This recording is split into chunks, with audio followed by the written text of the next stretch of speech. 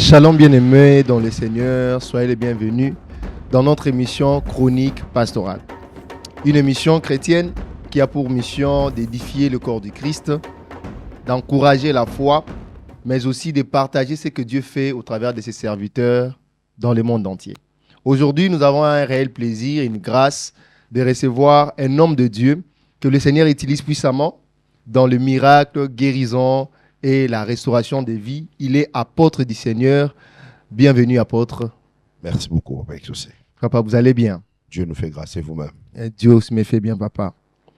Apôtre, nous allons commencer notre émission pour savoir d'abord comment va le ministère, comment va la cité de restauration inaugurée. Oui, Dieu nous fait grâce, ça va. Nous avons expérimenté la main de Dieu cette année. On a célébré notre 3 ans d'existence, 3 ans de mission, 3 ans de passion. Et nous sommes très reconnaissants de la main de Dieu et de sa puissance au milieu de nous. Ça va. Dieu nous fait grâce. Ok, apôtre. Pour ceux qui ne vous connaissent pas, est-ce que vous pouvez un peu nous relater un peu qui est l'apôtre Tabera, parce que peut-être nous vous connaissons, qui est l'apôtre Tabera, votre parcours ministériel, que le peuple de Dieu aussi sache. Bon, je suis l'apôtre Tabera, victime de la grâce de Dieu. Je suis fils de Alpha Bakete et de Chantal Ngalola, fils spirituel de Daniel Kamatambo, petit-fils de Diankota. C'est un peu la personne de l'apôtre. Ok, apôtre, nous allons un peu entrer dans le vif du sujet. Et récemment, ici, dans la ville de Kinshasa, nous avons eu à vivre une campagne évangélique que vous avez organisée, dont le nom était Oracle Transfert, mais cette fois-ci, vous l'avez organisée au terrain de Chobo. Et apôtre, nous voulons savoir pourquoi vous avez choisi cette fois-ci le terrain de Chobo pour organiser cette campagne. Déjà, Oracle Transfert, c'est une vision que Dieu m'a donnée quand j'étais à Libreville pour un moment de prière. Ça fait aujourd'hui, je crois, 2 ans ou 1 année et 8 mois. Dieu m'a parlé d'oracle et transfert. Ça veut dire l'oracle, c'est l'effet des produits. L'oracle, c'est la parole de Dieu. L'oracle, c'est un moment de l'orientation, mais par la voie de la parole apostolique et prophétique. Mais transfert, c'est aussi un moment de l'équipement. Alors, oracle et transfert a pour vision de fixer les peuples de Dieu, mais aussi d'équiper les hommes de Dieu. C'est comme ça que vous allez remarquer, chaque année, nous avons 2 éditions d'oracle et transfert. La première, nous le faisons dans une salle. Là, c'est plus avec l'esprit des hommes de Dieu, équiper les hommes de Dieu. C'est plus avec la pensée d'un conférencier, la pensée de fixer les hommes de Dieu. Mais aussi, nous avons la partie évangélique que nous faisons au mois d'août. Par exemple, le mois d'août passé, nous l'avons fait au terrain Tchob. Là, c'est plus avec l'esprit évangélique. C'est pour gagner les âmes, montrer au peuple de Dieu la voie. Alors, cette fois-ci, j'avais choisi le terrain Tchobo parce que, pour moi, c'est un terrain qui devait nous donner les indices de la pensée de Dieu, de la direction de Dieu, d'abord pour mon ministère et de là où Dieu est en train de nous amener. Parce que moi, je suis natif de la commune de Massina, sans fils. Cela veut dire que j'ai débuté mon ministère là-bas. C'est là que Dieu m'a appelé. Cela veut dire la première fois que je réunisse les gens, c'est dans la commune de Massina. À Tchangou. À Tchangou. Massina sans fil. Alors, l'église a commencé à Massina. Après un temps, nous sommes allés vers Njili. Nous sommes retournés à Massina. Et après, on a fait 6 mois à la montagne de Njili Brasserie parce qu'on n'avait pas l'adresse. Jusqu'à ce que Dieu me dise clairement, déplace l'église pour l'y mettre. Et Dieu nous a donné une adresse. Allez-y comprendre. Nous avons quitté Massina pour aller à Limité. C'est déjà un moment très compliqué. Nous connaissons l'histoire des églises, quand une église déménage. Et ça, c'est déjà très compliqué avec l'histoire des fidèles. Mais nous avons choisi le terrain Tchobo parce que ce terrain était au centre de notre histoire. Okay. Parce que le terrain Tchobo est à Matete. Matete, c'est la commune voisine de Tchangou et Moamba. Matete, c'est la commune voisine de Njili et Limete. Matete, c'est la commune voisine de Massina et de Limete. C'est là parler de notre parcours. Okay. Donc c'est pourquoi nous avons choisi le terrain Tchobo. C'est au centre de notre histoire. Ok, et apôtre, nous avons aussi remarqué que dans cette campagne, vous avez utilisé un thème qui était flou pour plusieurs, dont c'était le 4e discours. Pourquoi vous avez donné à cette campagne, le thème, c'était le quatrième discours. Pourquoi le quatrième discours? Quelle était la pensée de Dieu pour le peuple de Dieu en vous donnant ce thème, le quatrième discours? Je crois que je l'ai expliqué. Dieu m'a parlé de l'histoire de Job. Vous savez, quand Job est entré dans cette phase où il a connu beaucoup de combats, beaucoup de choses très, très compliquées dans sa vie, la Bible dit les amis de Job sont venus conseiller Job, les amis de Job sont venus édifier Job. Mais la Bible elle nous précise que les trois premiers amis, ils sont venus non seulement consoler Job, mais chacun avait sa théologie. Chacun avait sa définition par rapport à la situation que Job était en train de traverser. Okay. Et vous allez remarquer, la dernière personne, la Bible ne dit pas qu'il était ami de Job parce qu'il était moins âgé. Mais c'est lui, quand il vient parler, lui, il avait une connaissance qui était différente de la connaissance de tous les trois premiers amis de Job. C'est sa réflexion qui amène Job à comprendre que ce qu'il était en train de vivre n'avait rien à voir parce qu'il avait péché, n'avait rien à voir parce que ses enfants ont péché, n'avait rien à voir parce que Dieu était contre lui. Mais c'était la volonté de Dieu. C'était juste un temps que Dieu lui faisait traverser pour une puissance de la restauration. C'est comme ça que je parlais des trois premiers amis de Job, comme la loi, le prophète, le psaume ne pouvait pas sauver l'homme. Les trois premiers discours ne pouvaient pas changer la situation de l'homme. Il fallait maintenant que le quatrième discours arrive, qui est l'évangile de Jésus. C'est-à-dire Jésus est l'homme du quatrième discours. Quand il parle, il change l'histoire de l'humanité. L'humanité a connu la loi, l'humanité a connu le psaume, l'humanité a connu tous ces grands prophètes, mais la situation de l'humanité ne pouvait pas changer jusqu'à ce que l'homme du quatrième discours est venu. C'est comme ça que tu remarqueras, quand on a jeté Meshach, Shadrach, Abednego, il est apparu comme la quatrième personne. Et il est venu ressusciter Lazare au quatrième jour, parce qu'il est l'homme du quatrième discours. Wow.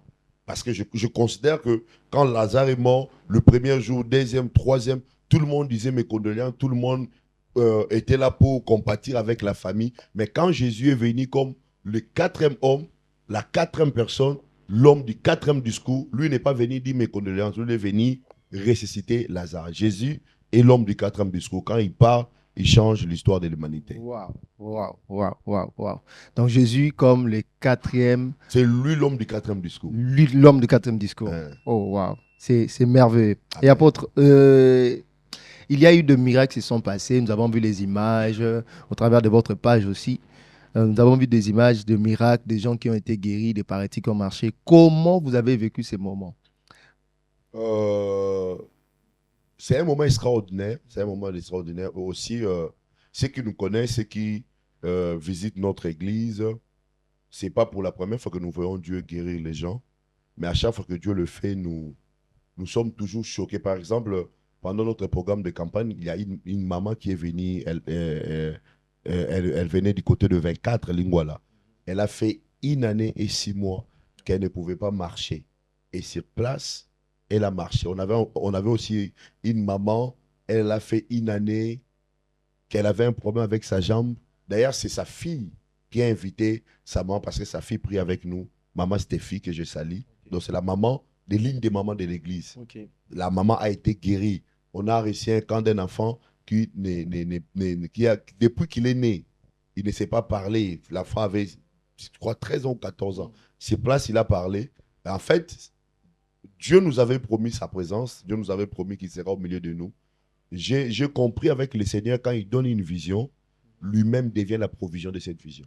Parce que des fois, les gens disent quand Dieu donne la vision, il pourvoit la provision. Mais j'ai compris que la vraie provision que Dieu peut donner à un homme, c'est sa personne. C'est sa présence. C'est comme ça qu'il a dit à Moïse, tu diras au peuple d'Israël, mon nom est je suis. Il ne voulait pas être le Dieu qu'on appelle pour intervenir, mais il voulait être le Dieu qui est présent. C'est comme ça qu'il a dit, mon nom est je suis. Donc la vraie provision que Dieu peut donner à un homme de Dieu, à une église, c'est sa personne, c'est sa présence. Et nous bénissons Dieu pour tous ces miracles, pour les âmes gagnées pendant notre croisade évangélique à Tchobo. Bénissons Dieu pour ça. D'accord, apôtre. Mais comment expliquez-vous en fait cette dimension miraculeuse dans votre ministère où les gens vivent des miracles, comme vous venez de le citer ici, des paralytiques qui marchent? Comment expliquez-vous cette dimension miraculeuse? C'est le résultat de la prière c'est le résultat de gêne ou simplement c'est l'obéissance à la parole de Dieu? Expliquez-nous un peu, apôtre. Bon, moi, je parlerai de la grâce. Je parlerai de la grâce. Je crois à la prière, je suis un homme de prière, je gêne. Mais dans ma théologie, dans ma manière de voir les choses de Dieu, je me pose la question, si je gêne pour avoir un mariage, si je prie pour avoir un mariage, est-ce que c'est réellement la grâce? Si je prie pour me marier et que je suis marié, c'est mariage est le fruit de la grâce ou c'est les conséquences de mes prières? C'est comme ça que moi, je crois à la prière, je crois au gêne, mais je crois plus à la grâce. Et aussi, je crois, c'est la grâce que Dieu nous a faite. Parce que quand Dieu m'a appelé, ce sont les choses qu'il est en train de me promettre. Quand Dieu appelle quelqu'un, Dieu te donne ce qu'on appelle la direction de la mission. Parce qu'il a d'abord le vient et il a le va. Entre le vient et le va, il y a un temps où Dieu te parle clairement. Il y a un temps où Dieu te forme. Quand moi j'ai reçu le Seigneur, Dieu est en train de me parler, qui m'a appelé pour la restauration. Il marchera avec moi dans des signes et dans des prodiges extraordinaires. Et deuxièmement, au-delà de la grâce de Dieu, Dieu a permis que je rencontre des hommes qui opèrent jusqu'à ce jour dans des dimensions des surnaturels extraordinaires. Par exemple, j'ai rencontré l'apôtre Chora Kwetu. Moi, j'ai eu la grâce de rester avec l'apôtre Chora Kwetu dans sa chambre, de passer des moments avec lui. C'est un homme extraordinaire en matière de miracles, en matière de guérison. J'ai eu la grâce d'être imparté par le prophète Fulgence Koussou. Okay. C'est un homme, plusieurs connaissent cet homme dans la facette d'un voyant, c'est lui qui prédit le prophétie dans la nation. Fulgence Koussou, c'est un homme de miracles extraordinaire. J'ai connu des hommes comme de Christian Bokungu, des hommes comme de Michel Ono, des hommes comme de Jiré. Mon père spirituel, l'apôtre Daniel Kama, c'est un homme bizarre en matière de miracles. Je crois que la grâce de Dieu qui est sur moi, cette grâce m'a permis de rencontrer des hommes qui opèrent dans cette dimension. Vous savez, il y a une dimension de la foi qui devient authentique parce que tu as vu Dieu le faire et tu crois qu'il le fera aussi avec toi. Okay. Il y a une dimension de la foi. Moi, je vis des aveugles voir au travers du prophète Fulgence, au travers de Chora Kwetu. J'étais présent. Je vis quelqu'un qui est venu avec et je vis cette personne être guérie. Cela a boosté ma foi. Je savais que Dieu m'a appelé pour ces choses. C'est comme ça que je sais que la grâce est sur moi, mais parce que j'ai vu Dieu le faire et cela a créé en moi la foi que Dieu le fera aussi. Et aussi, la foi dans les miracles commence dans les petites choses. J'ai vu Dieu guérir quelqu'un qui était avec un problème de mbassou. J'ai vu Dieu guérir quelqu'un qui avait un problème de malaria. J'ai vu Dieu commencer à travailler avec moi dans des guérisons, des petites guérisons, si je peux dire comme ça. J'ai vu dans les petites choses Dieu opérer. Et dans toutes ces choses-là, Dieu est en train de faire grandir ma foi dans le miraculé. Et je savais que Dieu allait opérer un miracle. Parce qu'il est avec moi et il est fidèle à ses promesses. Wow. Apôtre, nous restons toujours dans ces cadres de oracle et transfert à Tchobo. Apôtre, expliquez-moi un peu. Il y a trop de critiques, il y a trop de gens qui parlent des guérisons qui se sont passées à Tchobo. Comment vivez-vous cette expérience, que ce soit dans votre vie personnelle, que ce soit en termes de ministère? Comment vous vivez ces critiques concernant le miracle que Dieu fait avec vous?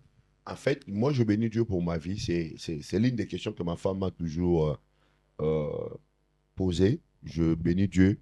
Je la salue là où elle est, ma femme, maman Romélie. Elle m'a toujours demandé comment je fais après avoir Dieu opéré des surnaturels dans ma vie. Comment je reste la même personne. Je crois même que c'est la chose que l'administrateur de l'église m'a posée après Tchobo, Maître Carlos. Il m'a dit, Père, comment tu fais? En fait, Dieu m'a fait grâce. Moi, je n'ai pas des émotions. En fait, je ne sais pas comment l'expliquer. Dieu a enlevé en moi les émotions du miraculé. C'est-à-dire, malgré tout ce que Dieu fait, moi, je le trouve normal. Moi, je n'ai pas des sensations. Je n'ai pas des émotions. Déjà, c'était waouh. Déjà, je le trouve normal. J'ai l'impression, à chaque fois que Dieu opère quelque chose dans ma vie, j'ai l'impression que Dieu devait faire mieux par rapport à ce que je vécu. C'est-à-dire, par exemple, au mois de janvier, le 18 janvier, dans la salle Apocalypse, il y a une maman qui est venue, qui avait un problème, elle saignait. Ça faisait 20 ans qu'elle saigne. Sur place. Elle a été guérie. Elle a été guérie. Sur place, il y a des images. Oh. Tout le monde était dans les émotions. Moi, je ne sens, Dieu m'a fait grâce de ne pas sentir ces émotions. Je crois que c'est pour m'épargner de l'orgueil. C'est pour m'épargner de prendre sa place. Je n'ai pas ces émotions, mais aussi en termes de critiques, que les gens disent c'est la sorcellerie, certains disent c'est Mankiona. Le fait que ce n'est pas moi qui fais le miracle, ça ne me regarde pas. Ça ne vous regarde pas. Ce n'est pas moi qui fais le miracle. Ça ne me regarde pas. D'accord, apôtre. Apôtre, on aimerait maintenant savoir, après Oracle et Transfert Turbo, la prochaine étape, c'est où? Peut-être c'est la question que tout le monde se pose. Par rapport à l'église ou par rapport au Oracle et Transfert? Par rapport à Oracle et Transfert d'abord, la prochaine étape. Ok. Comme je t'ai dit au début de notre discussion, que Oracle et Transfert, nous le ferons 2 fois par an. Cela veut dire au mois de janvier et au mois d'août. Cela veut dire l'année 2026. Normalement, on devait faire l'oracle et transfert au mois de janvier, les 18. Mais pendant le mois de prière, je n'ai pas senti la conviction de les faire au mois de janvier. Nous le ferons au mois de février. Okay. Nous aurons notre programme oracle et transfert au mois de février. Je crois que je vais nous fixer la date après avoir discuté avec l'administration et le conseil de l'église. Mais ce qui est vrai, au mois de février, nous aurons notre première édition d'oracle et transfert. Mais je suis en train de solliciter que cela soit dans la salle qu'on appelle Showbase. Que ce soit dans la salle Showbase. Showbase. Okay. Et là, nous allons parler sur ces grands thèmes, les radeaux de Salomon. Apôtre. En fait, nous avons un problème à Kinshasa avec vos thèmes. Okay. Les radeaux de Salomon. Les radeaux de Salomon. Pourquoi, apôtre? Dieu nous fera grâce. Je ne sais pas le pourquoi. Parce que dernièrement, vous venez de parler de l'esprit des Judas. Ça a troublé tout le monde. Ouais. Et apôtre, je sais que vous avez déjà parlé de ça. Je crois que vous avez peut-être droit à nous parler de ça ici aussi. Pourquoi l'esprit des Judas aussi? Bon, l'esprit des Judas, c'est une pensée. Je viens d'être à Libreville. Okay. Là-bas, c'est ma deuxième nation. À chaque fois que Dieu me donne l'occasion d'aller à Libreville, ça fait partie des nations où la voix de Dieu est tellement claire dans mon esprit. Okay. Quand j'étais à Libreville, Dieu m'a parlé de l'esprit de Judas. Il m'a parlé, c'est un esprit qui dérange les églises. Parce que vous savez, des fois, quand on parle de Judas dans la Bible, on voit seulement la trahison. Mais Dieu m'a parlé des 60 points. 60 points qui manifestent l'esprit de Judas dans l'église. Et le dimanche, je nous ai parlé du baiser de Judas. Okay. J'ai expliqué aux enfants de Dieu que selon le coutume, la coutume juive, c'était en termes culturels qu'un disciple, lorsque tu rencontres un maître, que tu pousses lui faire un baiser. C'est un signe d'honneur, c'est un signe de respect que l'Église catholique a adopté aujourd'hui. Quand tu rencontres un évêque, tu vois les gens baiser la bague de l'évêque. Oui. C'est un signe de respect, c'est un signe de soumission. C'est-à-dire que Judas vient trahir Jésus avec un geste de respect et d'honneur. Okay. Mais dans son cœur, il savait qu'il est venu trahir. Mais en faisant un geste d'honneur.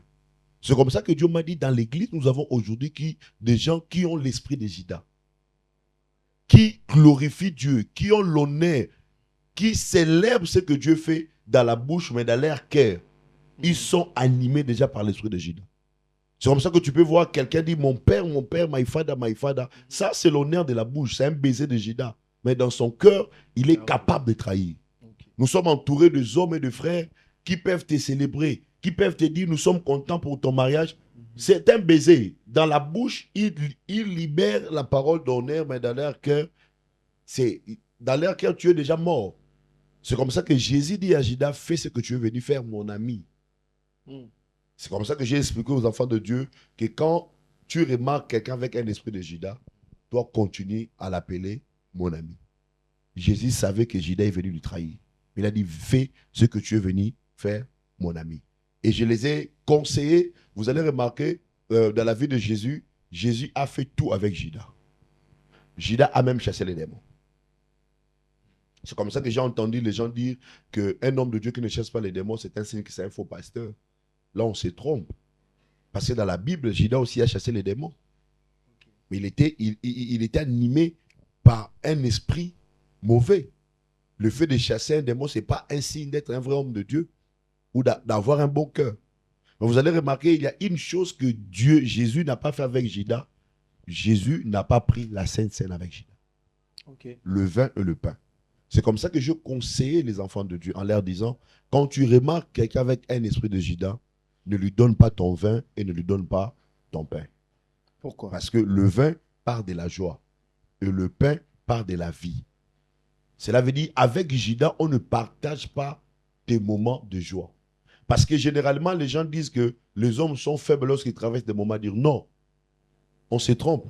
Quand quelqu'un traverse des moments durs, il devient plus, il devient plus actif, prêt à se défendre. Quand quelqu'un traverse des moments durs, il est prêt à se raffermer. Mais la plupart des fois que les hommes deviennent faibles, c'est quand ils sont dans la joie. C'est comme ça qu'il est écrit. Cela a été toujours pendant le moment de la fête que les élus ont été détruits. Cela veut dire la fête, le vin représente la joie. C'est dans le moment de joie que l'homme devient faible. C'est comme ça que Jésus ne donne pas à Judas le vin. Jésus donne aux apôtres le vin quand Judas est sorti. C'est-à-dire quand tu veux vaincre Judas, ne lui partage pas ton vin. Et deuxièmement, c'est le pain. Le pain, c'est la vie. Jésus dit, prenez mon corps. Le pain, c'est la vie. L'homme ne va pas seulement du pain, mais de toutes paroles. Cela veut dire, le pain, c'est tout ce que l'homme a besoin pour vivre. Cela veut dire, Judas, ne partage pas avec Judas tes moments de joie et ne partage pas avec Judas ta vie. C'était vraiment merveilleux ces moments. Waouh, waouh, très merveilleux alors. Et apôtre, même nous avons un problème avec vos thèmes, Esprit de Judas, et vous nous avez promis ici bientôt à la salle Sobeuse, les thèmes c'est encore les radeaux. Les radeaux de Salomon. Les radeaux de Salomon. Apôtre. Alors, quelles sont les nouvelles concernant l'Église prochainement? Nous sommes au mois d'octobre. Oui. Il nous reste un programme phare de l'Église. C'est à travers de ce programme que nous clôturons l'année. Le programme qu'on appelle Surnaturel. C'est un programme que nous faisons pendant 21 jours à l'Église. Je crois que nous allons le débuter au mois de décembre. C'est un programme qui nous permettra de clôturer l'année. Et c'est un moment de prière, c'est un moment des orientations. C'est un moment qui nous permet d'écouter la voix de Dieu pour l'année qui va arriver. Parce que moi, je crois, personnellement, les années ne sont pas seulement des dates, les années ne sont pas seulement des mois, mais les années sont des réalités. C'est l'ensemble des destinées, c'est l'ensemble des décisions, c'est l'ensemble des déterminations qu'un homme peut appliquer pour avoir possession dans une nouvelle année. Et c'est pourquoi, déjà, je profite pour passer l'information aux enfants de Dieu qu'au mois de décembre, nous aurons un grand programme qu'on appelle Surnaturel. J'ai des orateurs qui ne sont pas de Kinshasa, qui vont venir d'ailleurs. Un des orateurs viendra de Gabon et l'autre de Goma. Okay. Je crois que l'affiche sera bientôt disponible. J'invite désormais les enfants de Dieu, quand tu verras l'affiche, fais l'effort de venir prier avec nous pendant 21 jours parce que ce sont des moments de miracles, ce sont des moments de témoignages et Dieu ne cesse de nous faire du bien pendant ce programme qu'on appelle Surnaturel. Wow. Gloire soit rendue à Dieu, apôtre. Avant de renfermer, nous renfermons la page Oracle et transfert, mais nous restons en fait dans les cadres miracles. Apôtre, aujourd'hui, nous remarquons qu'il y a ces phénomènes des faux miracles. Dieu vous utilise puissamment dans les miracles. Que dites-vous de ces phénomènes? Dernièrement, nous avons vécu une scène d'un faux miracle. Qu'est-ce que vous dites par rapport à ces phénomènes faux miracles? Parce que ça peut pousser aussi le peuple de Dieu de ne plus croire aux miracles. Déjà, vous devez savoir, si on doit parler de vrai, c'est qu'il y aura toujours le faux. Cela veut dire, cette histoire de faux miracles, de faux hommes de Dieu, de faux serviteurs de Dieu, même si nous prions, même si nous parlons en langue, même si nous montons mangengenge, cela ne va pas disparaître. Parce que le maître a dit, laissez-les croître ensemble. L'histoire de bleu est livrée. C'est le maître lui-même, le maître du chant, qui a décidé, il a dit, laissez-les croître ensemble. Mais moi, je crois aussi, dans une autre facette, cela doit être l'une des raisons qui doit nous pousser à travailler. Okay. S'il y a le faux, c'est qu'il y a aussi le vrai. Et quand le diable envoie le faux miracle dans l'église, tout ce qu'il cherche, c'est amener l'incrédulité au cœur du peuple. Quand le diable expose le faux homme de Dieu, tout ce qu'il cherche, c'est créer l'incrédulité dans le cœur des enfants de Dieu. Et moi, je ne suis pas de ceux qui célèbrent le faux, je ne suis pas de ceux qui parlent beaucoup du faux. Je fais partie de ceux qui célèbrent le vrai. Moi, je crois que la meilleure façon de combattre le faux, c'est de célébrer le vrai. Tu ne fais pas partie des hommes de Dieu qui passent dans la télé, parler seulement de faux hommes de Dieu, le faux miracle. Moi, je fais partie de ceux qui célèbrent le vrai. Vous savez, nous sommes nés, nous avons rencontré des papas comme Léopold Mutombo, des hommes que Dieu utilise dans le phénomène. Lui, c'est un phénoménal. Wow. Apôtre Léopold Mutombo, c'est l'ange de Dieu de notre époque. Nous saluons l'apôtre. Moi, personnellement, je n'ai pas eu la grâce de vivre à Aïdine Abal. Mm. En voyant Papa Léopold, Soni Kafuta. Ce sont des anges de notre époque, des Branham de notre époque. Nous avons des hommes comme le pasteur Barout, Carlos Barout, un homme de miracle. Nous avons des hommes comme le pasteur Kabundu Alet. Waouh! Moi, j'ai été à l'une des nuits de prière des pasteurs Kabundu Alet. Le thème, c'était c'est lui qui a le fils à la vie. Papa, moi-même présent, je vis les miracles. Nous avons des hommes qui ont des Phrygiens Koussou, des apôtres Daniel Kama. Le vrai existe dans notre nation. Le comble est que les diables exposent beaucoup le faux. Ce n'est pas Dieu qui expose le faux, c'est le diable lui-même. Parce qu'il veut créer l'incrédulité. Parce que là où il y a l'incrédulité, il n'y a pas le miracle. Là où il y a l'incrédulité, le Saint-Esprit ne peut pas travailler. Là où il y a l'incrédulité, l'évangile ne peut pas gagner beaucoup des âmes. C'est comme ça que j'appelle aux enfants de Dieu, j'appelle aux hommes de Dieu. Faites ce que Dieu vous demande à faire.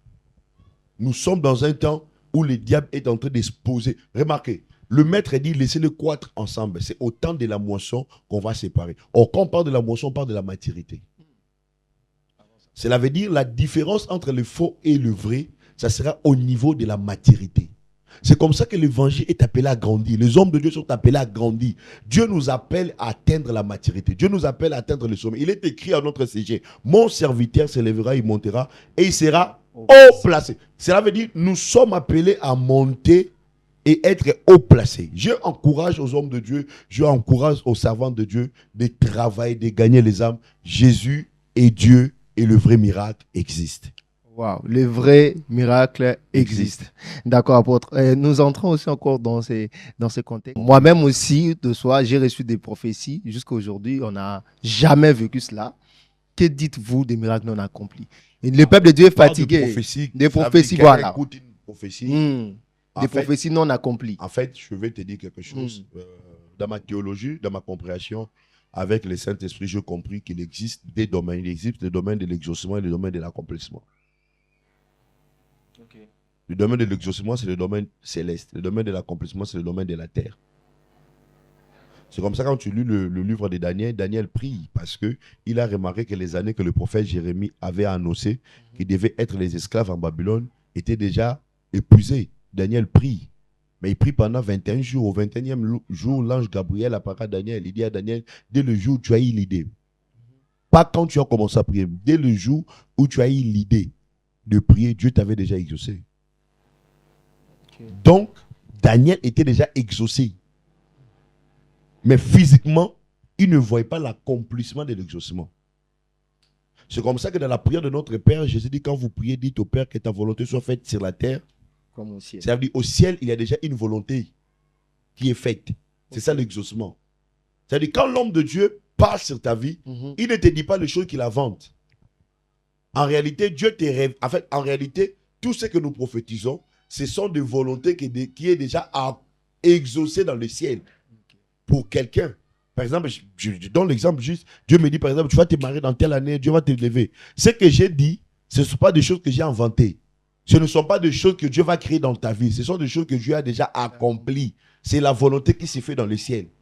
Maintenant, pour que cette volonté s'accomplisse sur la terre, il y a des procédures à respecter. C'est là qu'il y a maintenant cette affaire de prophétie non accomplie. C'est là qu'il y a cette affaire-là. Dieu, par exemple, je me pose la question, le prophète te parle de la part de Dieu, ainsi par l'Éternel, je te vois te marier. Il y a aussi des précisions par rapport au jour. Ma sœur, tu vas te marier l'année prochaine, par exemple au mois de février. Mais au mois de janvier, la sœur devient la tisa d'un homme marié. Jusqu'au mois de février, elle est tisa. Et au mois de mars, elle reprend conscience que Dieu avait promis un mariage au mois de février. Dis-moi, c'est le prophète ou la personne?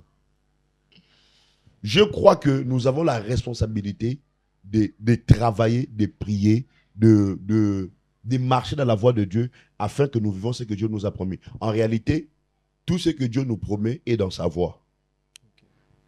Quand tu es hors la voie de Dieu, tu ne vis pas l'accomplissement. tu ne peux pas vivre l'accomplissement de ce que Dieu t'a promis hors sa voix. La plupart des fois, ce que nous vécons, c'est parce que les hommes à qui on a prophétisé ne marchent pas à la voix de Dieu. Mais deuxièmement aussi, ce sont des sentiments des prophètes. Ok. Parce que c'est même l'une des questions que j'allais poser. Alors, pour celui qui marche dans Des l'intégrité... fois, ce sont des sentiments des prophètes. En fait, je suis dérangé avec les prophétiques de Kinshasa. J'ai l'impression que Dieu est bavard à Kinshasa. Le Dieu de Congolais est bavard. Il parle chaque jour. Comment expliquer ça? Et Dieu parle. Dieu parle. À Kinshasa, Dieu parle. Dieu est bavard. Est-ce qu'un prophète, est-ce qu'un prophète est obligé de dire ainsi dit l'Éternel dans chaque réunion? C'est comme ça que c'est pourquoi je vais travailler au mois de février, quand je parlerai des radeaux de Salomon. Ça sera pour fixer les choses. Je suis en train de prier personnellement que Dieu élève des prophètes plus que les voyants. Parce qu'aujourd'hui à Kinshasa, on a plus de voyants que de prophètes. Les voyants, ce sont des hommes qui sont à la recherche de voir. Les voyants sont des hommes qui sont à la recherche de la clairvoyance. Et ils veulent voir. Mais le prophète est un messager. Il n'a pas besoin de dire, sa présence est un message. C'est comme ça que le jour où Samuel arrive dans la ville où il devait oindre David, la Bible dit, les anciens sont venus dire à Samuel, ta présence nous annonce quoi? Parce que lui n'est pas un voyant. Samuel, c'est un prophète. À Kinshasa, on a plus de voyants que de prophètes. Nous avons peu de prophètes. Ou sa présence. Il n'a pas besoin de dire ainsi par l'Éternel. Sa présence est un signe. Sa présence est un message. Le vœu de mon cœur, que Dieu élève des prophètes. Amen. Quand Amen. on a besoin du ministère prophétique. Yes. Je crois que le ministère prophétique, c'est l'un des ministères que Dieu va beaucoup utiliser pour fixer l'Église dans ces temps de la fin. C'est comme ça que le diable est en train d'élever beaucoup de voyous qui s'est fait appeler voyants pour détruire l'efficacité du ministère prophétique. Je salue le travail du prophète. J'ai béni Dieu pour la vie des prophètes. Nous n'avons pas seulement de voix, nous n'avons pas seulement des bandits, nous avons des prophètes dans cette nation. Et j'ai béni Dieu pour la vie de tous ces prophètes qui travaillent pour construire le corps de Christ, qui travaillent pour que l'Église atteigne la maturité qu'il faut. Amen, amen, amen, amen. Apôtre, quel conseil que vous pouvez donner à cette génération qui aspire au prophétique, qui aspire au miracle? Quel conseil, parce que vous êtes passé dans ces tunnels-là et tout, quel conseil que vous pouvez donner à ces jeunes serviteurs qui viennent derrière vous? Je vais parler à cette génération en leur disant, je vais leur parler de 3 choses. La première des choses, je leur dirai, tout ce que vous cherchez venant de Dieu, Dieu l'a mis en vous. Cela veut dire, tout ce qu'ils cherchent là, Dieu les a mis en eux. La deuxième des choses, je vous dirai, pour ceux qui cherchent au prophétique, il est écrit dans l'Apocalypse, le témoignage de Jésus est l'esprit de la prophétie. Vous ne pouvez pas recevoir ce que vous cherchez en dehors de Jésus. Il a dit, tout ce que vous demanderez à mon Père en mon nom, il vous le donnera. Cela veut dire la clé qui ouvre tout ce que vous cherchez, c'est Jésus. Commencez d'abord à chercher Jésus et le Jésus là vous amènera dans votre couloir. Tu n'as pas besoin de voir. Tu n'as pas besoin de dire je suis en train de voir pour que tu puisses faire un travail efficace. D'ailleurs, regardons Kinshasa. Donc, Kinshasa même débat en termes, réduisons même le débat, en termes de la grandeur, en termes de foule. La plupart des hommes de Dieu qui ont des grandes églises à Kinshasa ne sont pas des prophètes. La plupart des hommes de Dieu qui traînent des foules, ils ne disent pas je vois. Tu vois? Oui, ça c'est Cela veut dire, tu peux être efficace dans ce que Dieu t'a appelé sans commencer à voir. Quand je parle de voir, exercer les prophéties comme cette génération le cherche. Je vous dis des choses que j'ai appris, des choses que j'ai compris. Moi aussi, au début de mon ministère, je voyais, j'étais dans les choses de voyants, j'étais dans les choses de tout ça. C'est comme ça que la plupart des gens m'appellent apôtre voyant. J'étais dans le professeur, Kena, tout ça. Tout ce qu'on dit, la professeur. J'étais dans ces choses-là.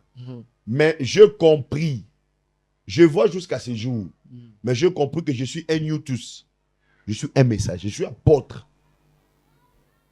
La prophétie en termes de parole de connaissance, doit venir juste accompagner ce que nous sommes en train de faire. J'encourage à cette génération à travailler ce que Dieu vous a donné. Ce que Dieu vous a donné attirera ce que vous cherchez. S'ils apprennent à travailler ce que Dieu les a donné, ce que Dieu les a donné attirera ceux qui sont en train de chercher. C'est comme ça que vous allez remarquer au début de la vie ministérielle de Pierre, la Bible dit, le jour où il rencontre ces paralytiques qui cherchaient l'argent, Pierre dit à ces paralytiques, nous avons ni l'or, ni argent, mais ce que j'ai, je te le donne. Cela veut dire Pierre manquait l'argent et l'or, mais il était conscient de ce qu'il avait. Mais lisons plus tard, la Bible dit, les gens vendaient leurs biens et mettaient l'argent au pied de Pierre. Cela veut dire, au début de son ministère, il a manqué l'argent et l'or, mais il a travaillé ce qu'il avait. Plus tard, ce qu'il avait a attiré ce qu'il manquait. On ne peut que recevoir ce que nous manquons en travaillant sur ce que nous avons. Wow. Wow. Merci, apôtre. Apôtre, l'adresse de l'église est où précisément? Nous sommes dans la commune de Lumété, 18e mairie industrielle, référence paroisse Saint-Augustin, sur l'avenue des Héritiers numéro 8. Ok, c'est vers la 18e rue. 18e mairie. Dès que vous arrivez vers la station qui est là. Derrière la station, okay. Vous verrez une école qu'on appelle paroisse Saint-Augustin ou Saint-Augustin. Okay. En face de cette école, il y a l'avenue des Héritiers. Nous sommes au numéro 8. D'accord. Peuple de Dieu, nous étions avec l'apôtre Tabera. Nous avons parlé longuement sur plusieurs sujets concernant la campagne évangélique Oracle et Transfert, concernant le miracle qui s'est passé, mais aussi sur le programme phare qui arrive. Après, vous avez dit que Oracle et Transfert, au mois de février, peut-être à la salle Sobeys. La salle Sobeys. Et aussi, le mois qui suit, le mois de novembre, on aura Surnaturel. Cette année, au mois de novembre, nous aurons notre programme Surnaturel 21. Surnaturel 21. Apôtre, j'aimerais que vous priez. On va se séparer avec cette prière. Vous allez prier pour ces personnes qui nous ont suivis, ces jeunes serviteurs, ces peuples de Dieu qui nous ont suivis dans tous les domaines confondus. Priez, les recommander entre les mains du Seigneur. On va prier. Seigneur, je te rends grâce pour la vie de ton peuple, pour la vie de tes serviteurs. Tu as dit, je les ramènerai dans le désert, je leur enseignerai. Seigneur, merci pour ces temps de qualité d'enseignement. Toi qui parles mieux que Salomon, toi qui parles mieux que le prophète, parle à leur cœur afin qu'ils trouvent la direction. Je prie pour la fin de cette année. Seigneur, nous chassons l'esprit des morts. Nous disons non à la mort. Nous prions pour ta bénédiction. Nous prions pour la longévité. Nous prions pour la vie. Nous prions pour la force. Nous prions pour l'efficacité. Au nom de Jésus-Christ, nous avons ainsi prié. Nous disons Amen. Amen. Que Dieu vous bénisse abondamment. Rendez-vous dans notre prochaine émission. Merci.